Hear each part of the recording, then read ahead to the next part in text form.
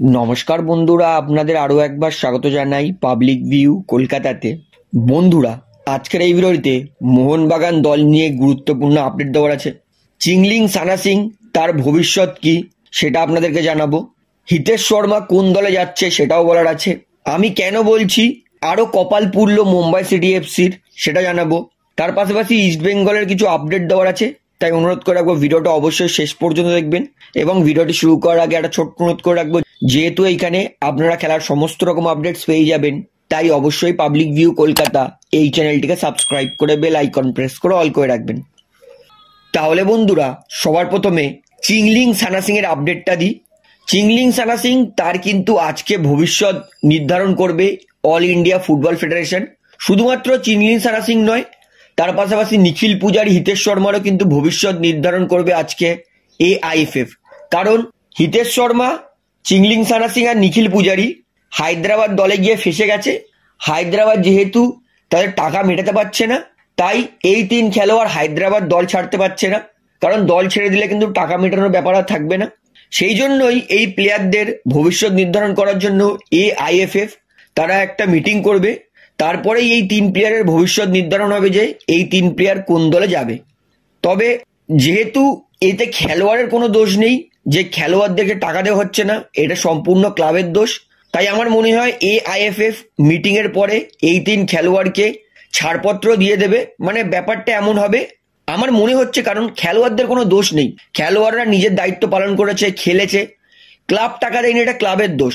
তাই মিটিং এর পরে আমার মনে হয় এই নির্ধারণটাই হবে যে নিখিল পূজারি, সানা সিং এবং হিতেশ শর্মা এরা তিনজনই নিজেদের ভবিষ্যৎ ক্লাবে চলে যেতে পারবে। এবং এই তিন প্লেয়ারকে কিন্তু টাকা মেটাতেই হবে হায়দ্রাবাদকে। তখন এই খেলোয়াড়রা যেই ক্লাবেই থাকুক, হায়দ্রাবাদকে কিন্তু এদের টাকা মেটাতেই হবে। এবং সেইটা AIFF ডিসাইড করে দেবে যে একবারে দেবে, হাফ হাফ করে দেবে, না চারবারে দেবে, সেটা AIFF ডিসাইড করবে নিজের মিটিংয়ে। তো এই খেলোয়াড়ের ভবিষ্যৎ দলগুলো আমি বলে দিই। হিতেশ শর্মা তিনি কিন্তু রাজি হয়ে গেছেন উড়িষ্যা এফসিতে যাবে 2.5 বছরের ডিলে, এবং 1,40,00,000 টাকা দিয়ে হিতেশ শর্মাকে উড়িষ্যা এফসি নিচ্ছে 2.5 বছরের কন্ট্রাক্টে। হিতেশ শর্মা এই ডিফেন্সিভ মিডফিল্ড, সেন্ট্রাল মিডফিল্ডারটা দুর্দান্ত খেলছে বর্তমানে, ভালো ছন্দে আছে, বয়স বেশি নয়, ওভারঅল ইম্প্যাক্ট ভালো, এবং সার্জিও লোবেরের আন্ডারে কিন্তু এই প্লেয়ারটা ভালো খেলবে, এতে এক ফোঁটাও সন্দেহ নেই। তো হিতেশ শর্মা উড়িষ্যাতে যাবে, এটা কিন্তু প্রায় কনফার্ম হয়ে গেছে। নিখিল পূজারিও ইস্ট বেঙ্গল দলে আসবে, এটাও কিন্তু অনেকটা কনফার্ম আছে। তবে মুম্বাই এখনো রেসে আছে, তাই নিখিল পূজারিরটা আমি ইস্ট বেঙ্গলে 60% দিচ্ছি আর মুম্বাইয়ে 40% দিচ্ছি। তবু আমি ইস্ট বেঙ্গলকেই এগিয়ে রাখছি নিখিল পূজারিকে নেওয়ার জন্য। তো নিখিল পূজারি যাবে ইস্ট বেঙ্গলে, এটা কিন্তু অনেকটা পাকাপাকি আছে। এবং চিংলিং সানা সিং তিনি বেঙ্গালুরু এফসি যাবে, এটা কিন্তু অলমোস্ট কনফার্ম। এবং চিংলিং সানা সিং তিনি কিন্তু বেঙ্গালুরু এফসিতে লং টার্ম কন্ট্রাক্টে যাবে, 3 বছরের বেশি কন্ট্রাক্ট হতে পারে সানা সিং এর সঙ্গে বেঙ্গালুরু এফসির। তো আমি বলি বেঙ্গালুরু কিন্তু সানাকে নিয়েই ছাড়বে, ইস্ট বেঙ্গলের কিন্তু সম্ভাবনা খুবই কম। ইস্ট বেঙ্গল চেয়েছিল সানা সিংকে নেবে, কিন্তু ইস্ট বেঙ্গল নিখিল পূজারি আর সানা সিং দুটো প্লেয়ারকে এই মুহূর্তে একই সঙ্গে নেবে, এর কিন্তু সম্ভাবনাটা একটু কম। তাই বেঙ্গালুরু এফসি দলে চিংলিং সানা সিং যাবে, এটা কিন্তু অনেকটাই কনফার্ম হয়ে গেছে। তো এটাই হচ্ছে তিনটে প্লেয়ারের ভবিষ্যৎ, এরা কোন ক্লাবে যাবে, এবং লং টার্ম কন্ট্রাক্টে কিন্তু 3 জন যাবে। তো এটাই হচ্ছে সানা সিং, নিখিল পূজারি আর হিতেশ শর্মার ভবিষ্যৎ ক্লাব, এবং কি সিদ্ধান্ত হতে পারে AIFF এর তরফ থেকে সেটাও। তো বন্ধুরা, এইবারে ইস্ট বেঙ্গল দলের আপডেট দিই। আমি কিন্তু আপনাদেরকে অনেকদিন আগেই বলেছিলাম, এবং যখনই ইস্ট বেঙ্গলের নতুন বিদেশি ইগো ফালকোয়ে সিলভা তার আপডেট দিয়েছিলাম, আমি কিন্তু একটা কথা মেনশন করেছিলাম, প্রচন্ড চোট লাগে এই প্লেয়ারটার, এবং বর্তমানে কিন্তু এই খেলোয়াড়টা খুবই সিরিয়াস ইনজুরি থেকে ভুগে এসেছে। মানে খেলোয়াড়টা এতটাই হাই প্রোফাইল প্লেয়ার ছিল, কিন্তু চোটের কারণে খেলোয়াড়টার ফুটবল কেরিয়ারই প্রায় শেষের দিকে আছে। এবং আমি আপনাদেরকে বলেছিলাম যে ইগো ফালকোয়ে সিলভা যদি ফিট থাকে তাহলে ইস্ট বেঙ্গলের জন্য লাভ, যদি ফিট না থাকে তাহলে ইস্ট বেঙ্গলের কিন্তু লোকসান হয়ে যাবে। তো এই মুহূর্তে বড় আপডেট হচ্ছে ইগো ফালকোয়ে সিলভাকে নিয়ে।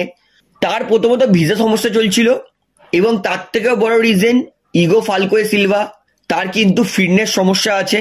তাই ইগো ফালকোয়ে সিলভা ইস্ট বেঙ্গল দলের এই নতুন বিদেশি, যাকে ইস্ট বেঙ্গল দল নেবে বলে প্রায় সিদ্ধান্ত নিয়ে নিয়েছিল, ফিটনেসের জন্য তার সঙ্গে কিন্তু কন্ট্রাক্ট টার্মিনেট করেছে ইস্ট বেঙ্গল দল।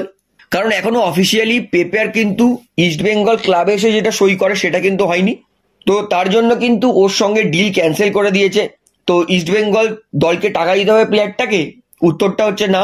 যেহেতু প্রপার ডিলে সই হয়নি তাই জন্য কিন্তু প্লেয়ারটাকে টাকা দিতে হবে না। তো এটা হচ্ছে ইগো ফালকোয়ে সিলভা। ফিটনেস ইস্যুর জন্য কিন্তু খেলার আগেই তাকে ছেড়ে দিতে বাধ্য হলো ইস্টবেঙ্গল দল। এইবারে বলি, ইস্টবেঙ্গল দলের নতুন আরো একটা প্লেয়ার ভিক্টর ভাস্কুয়েজ, ইনিও কিন্তু একই রকম ইগো ফালকোয়ে সিলভার মতোই প্রচন্ড চোট আঘাত লাগে এবং ভালো ফুটবল কেরিয়ার এরও চোটের জন্যই কিন্তু শেষ হয়ে যাচ্ছিল। তো ভিক্টর ভাস্কুয়েজ তিনি কিন্তু কনফার্ম আসছে বোরা হারেরার রিপ্লেসমেন্টে। মানে ইস্টবেঙ্গল দল যে বোরা হারেরাকে ছেড়ে দিয়েছে এফসি গোয়াতে, তো বোরা হারেরার রিপ্লেসমেন্টে আসছে ভিক্টর ভাস্কুয়েজ এবং জাভিয়ার সেভেরিও টোরোর পরিবর্তে ইগো ফালকোয়ে সিলভার আসার কথা ছিল। তো এই মুহূর্তে কিন্তু ইস্টবেঙ্গল দলে জাভিয়ার সেভেরিও টোরো তিনি কিন্তু থাকবেন এবং যেহেতু আমরা দেখেছি সুপার কাপে জাভিয়ার টোরো তিনি কিন্তু ভালো পারফরমেন্স করেছেন, গোল করেছেন, অ্যাসিস্ট করেছেন, ভালো পাস দিয়েছেন। তো সেই জন্য কিন্তু এই মুহূর্তে আপাতত দাঁড়িয়ে জাভিয়ার সেভেরিও টোরোকে ইস্টবেঙ্গল দল রেখে দিতে চলেছে। ইস্টবেঙ্গল দল আপাতত নতুন প্লেয়ার যদি পায় জাভিয়ার সেভেরিও টোরোর রিপ্লেসমেন্টে তাহলেই তাকে ছাড়তে পারে। তবে এই মুহূর্তে পরিস্থিতি যেরকম, আমার মনে হয় জাভিয়ার সেভেরিও টোরো পুরো সিজনটা ইস্টবেঙ্গলের জন্য খেলবে, কারণ সেভেরিও টোরো তিনি কিন্তু ইস্টবেঙ্গলের জন্য সুপার কাপে ভালো খেলেছেন। তো এটা হচ্ছে জাভিয়ার সেভেরিও টোরো আপাতত আছে, আপাতত থাকবে, এটাই হচ্ছে আপডেট। এবারে বলি মোহনবাগান দলের নতুন বিদেশি নিয়ে বড় খবর। তো গতকাল থেকে কিন্তু মেরিনার্স জানিনা তারা কিন্তু জানিয়েছিল মোহনবাগান দল নতুন বিদেশি নিচ্ছে, এটা কনফার্ম। এটা কিন্তু আমিও পাকাপাকি করছি যে আমি কয়েক জায়গায় খোঁজ লাগিয়েছিলাম এবং এটা কিন্তু অনেকেই বলেছে যে মোহনবাগান ম্যানেজমেন্টের ভিতরে কোনো এক নতুন বিদেশি নিয়ে কথাবার্তা চলছে। এবং আরো বড় আপডেট হচ্ছে এটা কিন্তু প্রচন্ড হাই প্রোফাইল প্লেয়ার নিয়ে আসছে মোহনবাগান দল। মানে আমরা ভাবনা চিন্তার বাইরে এত ভালো প্লেয়ার মোহনবাগান দল আনতে চলেছে। অর্থাৎ এতে কিন্তু এক ফোঁটাও সন্দেহ নেই যে মোহনবাগান দল খুব হাই প্রোফাইল প্লেয়ারকে চেস করছে। তবে যেহেতু এই সিজনে মোহনবাগান জেসন কামিন্সকে নেওয়ার জন্য 13 কোটির বেশি খরচা করে দিয়েছে, তাই এই সিজনে মোহনবাগান আর এত টাকা খরচা করতে পারবে না। তো মোহনবাগান একটা বড় প্লেয়ারকে সই করবে এটা কিন্তু কনফার্ম, কিন্তু সেটা সামনের সিজনের জন্য। এই সিজন এখন থেকেই মোহনবাগান প্লেয়ারটাকে চেস করা শুরু করেছে, প্লেয়ারটা কেমন পারফরমেন্স করছে, তার রেকর্ড কি সমস্ত দেখছে এবং যতদূর জানা গেছে যে প্লেয়ারটা হাই প্রোফাইল প্লেয়ার। তবে এই সিজনে নতুন প্লেয়ার এত হাই প্রোফাইল আনা কিন্তু মোহনবাগানের জন্য সম্ভব নয়। এবং আমি আরো কেন কনফার্ম বলছি যে এই সিজনে মোহনবাগান দলের নতুন বিদেশি হাই প্রোফাইল আনাটা সম্ভব নয়, কারণ মার্কাস তিনিও কিন্তু জানিয়েছে যে মোহনবাগান দলে এই মুহূর্তে ট্রান্সফার আপডেট কিছু নেই। এবং আমি যার থেকে খবর পেয়েছি সেও কিন্তু বলেছে আপাতত মোহনবাগান দলে এই সিজনে নতুন হাই প্রোফাইল বিদেশি আসার সম্ভাবনা কিন্তু খুবই কম। তবে নতুন বিদেশি আসতে পারে কিন্তু সেই হাই প্রোফাইল প্লেয়ার আসবে না। তাই আমি আগেও বলেছি এখনো বলছি, মোহনবাগান দল কিন্তু 2-3টে ম্যাচ দেখার পরেই নতুন বিদেশিদেরকে নিয়ে আসবে, তার আগে নয়। এবং মোহনবাগান কিছু খেলোয়াড়কে কিন্তু স্ট্যান্ড বাই রেখেছে। মানে মোহনবাগানের যদি কোনো পুরনো বিদেশি খারাপ খেলে তাহলে তার রিপ্লেসমেন্টে কিন্তু নতুন বিদেশি নিয়ে আসতে পারে। তবে তার জন্য কিন্তু আমাদের কমপক্ষে 1 সপ্তাহ ওয়েট করতে হবে। তাহলে বন্ধু এইবারে লাস্ট আপডেট দিই, এটা হচ্ছে এল খায়েতিকে নিয়ে। তো মুম্বাই সিটি এফসি তাদের কিন্তু আবার কপাল পুড়ল, কারণ কিছুদিন আগেই গ্রেগ স্টেওয়ার্ট তাদের এক creative midfielder Mumbai city FC ছেড়ে দিয়েছিলেন, নিজের দেশে স্কটিশ লিগে খেলতে চলে গেছেন। এবং তারপরেই মুম্বাইয়ের আরো এক ক্রিয়েটিভ প্লেয়ার নাসের এল খায়েতি তিনিও কিন্তু গতকাল রাতে মুম্বাইয়ের সাথে নিজের মিউচুয়ালি আন্ডারস্ট্যান্ডিং এ কন্ট্যাক্ট টার্মিনেট করে নিয়েছে। এবং এল খায়েতি তাকে কিন্তু আইএসএল এর আরো এক ক্লাব অফার করেছিল, কিন্তু তিনি সিদ্ধান্ত নিয়েছেন তিনি আইএসএল খেলবেন না, তিনি ইউরোপেরই কোনো টিমে ফুটবল খেলবেন। তাই তিনি নিজের কন্ট্রাক্ট মুম্বাইয়ের সঙ্গে টার্মিনেট করে ইউরোপে চলে গেছে ফুটবল খেলতে।